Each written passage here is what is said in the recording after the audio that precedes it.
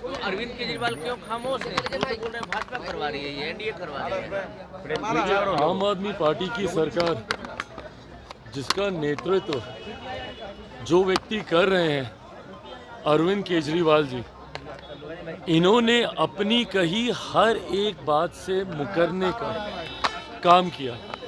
ये वही आदमी है जो दिल्ली के रामलीला मैदान में एक पर्ची लेके घूमते थे भ्रष्ट नेताओं की, और उन तमाम भ्रष्ट नेताओं से समझौता कर अलग अलग समय पर सरकार बनाने का इन्होंने काम किया।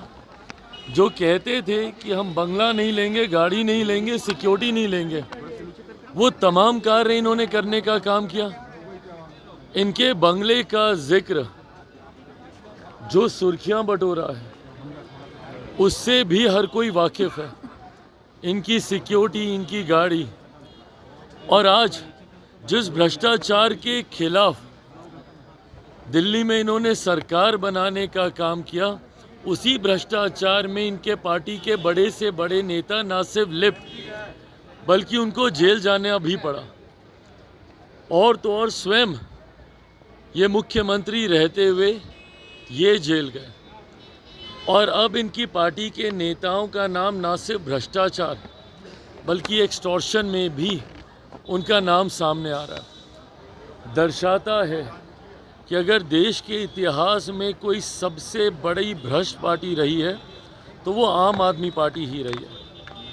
और अब दिल्ली की जनता, खास तौर पर पंजाब में भी यही हाल है, पर क्योंकि पहले चुनाव दिल्ली में होने वाले हैं, दिल्ली की जनता ने मन बना लिया है कि जिस तरीके से आम आदमी पार्टी ने दिल्ली और दिल्ली वालों को लूटने का काम किया है, अगले साल के शुरुआत में ही दिल्ली में विधानसभा के चुनाव हैं और इस बार किसी कीमत पर भी आम आदमी पार्टी की सरकार वहां नहीं बनने जा रही है। दिल्ली की जनता ने मन बना लिया है। जिस तरीके से अलग अलग राज्यों में, हरियाणा, महाराष्ट्र में एनडीए भारतीय जनता पार्टी की सरकार बनी है, इस बार दिल्ली में भी चुनाव परिणामों के बाद एनडीए भारतीय जनता पार्टी की सरकार वहां पर बनने जा रही है। संविधान को बचाने की लड़ाई लड़ रही है। प्रियंका गांधी कह रही है कि संविधान को बचाने की लड़ाई और लड़ रही है। अरे समझ से परे है भैया, कहाँ संविधान खतरे में, और क्यों नहीं ये लोग इस बात को समझ रहे हैं।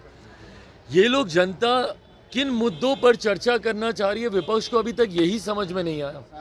संविधान आरक्षण, संविधान आरक्षण, 2024 लोकसभा का चुनाव आपने लड़ लिया, आज लगभग 6 महीने होने को आए हैं लोकसभा चुनाव परिणामों के बाद, और इन 6 महीनों में अलग अलग राज्यों ने आपको बता दिया भैया कि ना संविधान मुद्दा है ना आरक्षण मुद्दा है। हरियाणा का चुनाव लड़ा था ना, क्या हो गया, क्या हो गया महाराष्ट्र में। अलग अलग राज्यों में जहाँ जहाँ पर चुनाव हुए हैं, जनता ने एक तरफा लैंडस्लाइड बहुमत से सरकारें बनाई हैं एनडीए भाजपा की, और वहाँ की जनता ने आपको बखूबी ये बात बता दी है कि ना आरक्षण मुद्दा है ना संविधान मुद्दा है। और ख़ास तौर पर जब कांग्रेस जैसे दल संविधान आरक्षण की बात करते हैं, संविधान कभी खतरे में था तो वो सन 75 में था, जब सही मायनों में आपने संविधान की हत्या की थी देश में इमरजेंसी आपातकाल लगाकर। और आज आप लोग बात करिएगा संविधान को बचाने की। ये सारी बातें जनता अपने आप को इसके साथ जोड़ती ही नहीं है।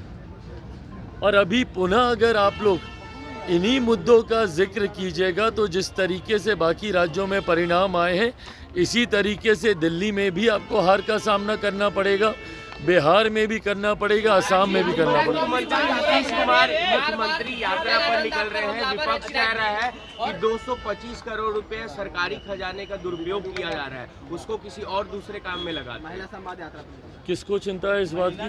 राजद, जिन्होंने जनता का पैसा लूट कर भ्रष्टाचार की देन चढ़ाया, राजद को चिंता हो रही है पैसों की, जिनकी वजह से आज भी एक लंबा समय उनके जंगल राज के बीतने के बाद आज भी लोग पलायन करने के लिए मजबूर हो रहे हैं। ये लोग बात करेंगे कि कौन सा पैसा कहाँ पे इस्तेमाल हो रहा है। हकीकत है कि कम से कम राजद को तो भ्रष्टाचार, पैसे के दुरुपयोग पे कम से कम नहीं बोलना चाहिए।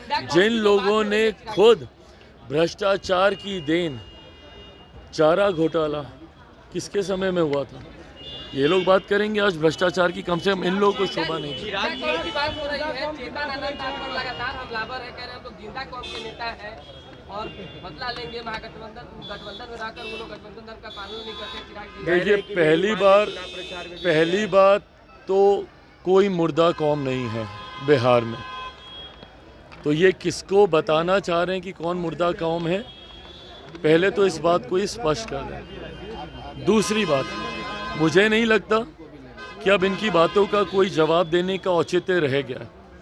जब मांझी जी से लेकर मुख्यमंत्री जी से लेकर जनता दल यूनाइटेड, भारतीय जनता पार्टी, हिंदुस्तानी अवाम मोर्चा, सब लोगों ने उस दिन पार्टी के स्थापना दिवस पर आकर बता दिया कि कौन सही कौन गलत, एनडीए में कौन है नहीं है। मुझे लगता है उस दिन पार्टी के स्थापना दिवस के कार्यक्रम ने मुझ पर उठे तमाम सवालों का जवाब गठबंधन के तमाम वरिष्ठ नेताओं ने उपस्थित होकर दे दिया। इसके बाद अब इस मुद्दे पर चर्चा करने का कोई मतलब नहीं।